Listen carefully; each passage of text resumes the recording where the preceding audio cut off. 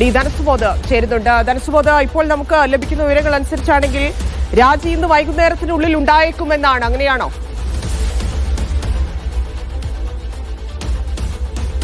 ഇന്ന് വൈകുന്നേരത്തിനുള്ളിൽ രാജിവെക്കണം എന്നുള്ളൊരു നിർദ്ദേശം തന്നെയാണ് AICF നിന്നും വളരെ ശക്തമായി തന്നെ രാഹുൽ മാങ്കൂട്ടത്തിലേക്ക് പോയിരിക്കുന്നത്.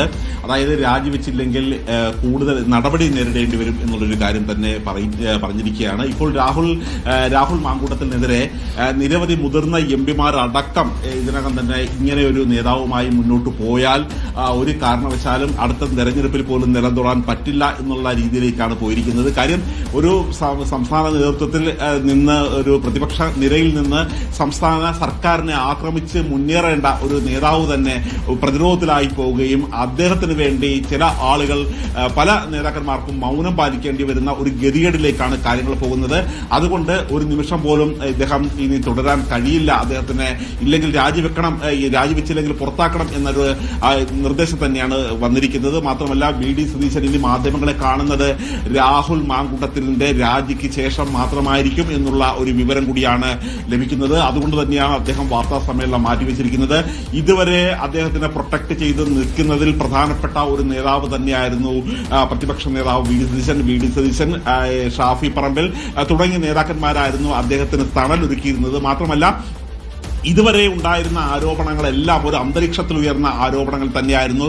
ഒരു പെൺകുട്ടി പോലും നേരെ വന്ന് ഇദ്ദേഹത്തിൽ എനിക്കൊരു ദുരനുഭവം ഉണ്ടായി എന്നുള്ളൊരു കാര്യം പറഞ്ഞിട്ടില്ല. പക്ഷെ ഇപ്പോൾ കളി മാറിയിരിക്കുകയാണ്.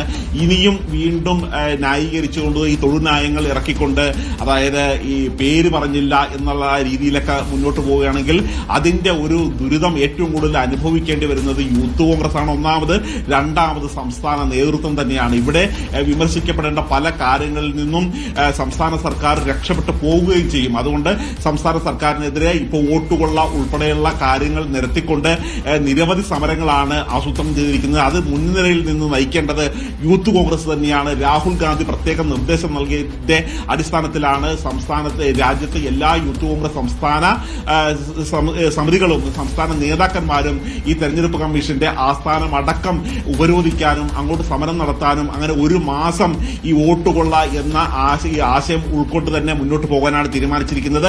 കേരളത്തിലാണെങ്കിൽ അത് തൃശൂർ കേന്ദ്രീകരിച്ചുള്ള ഒരു വോട്ടുകൊള്ള എന്ന രീതിയിലേക്ക് കൊണ്ടുപോകണം എന്ന് തന്നെയാണ് പറഞ്ഞിരിക്കുന്നത്.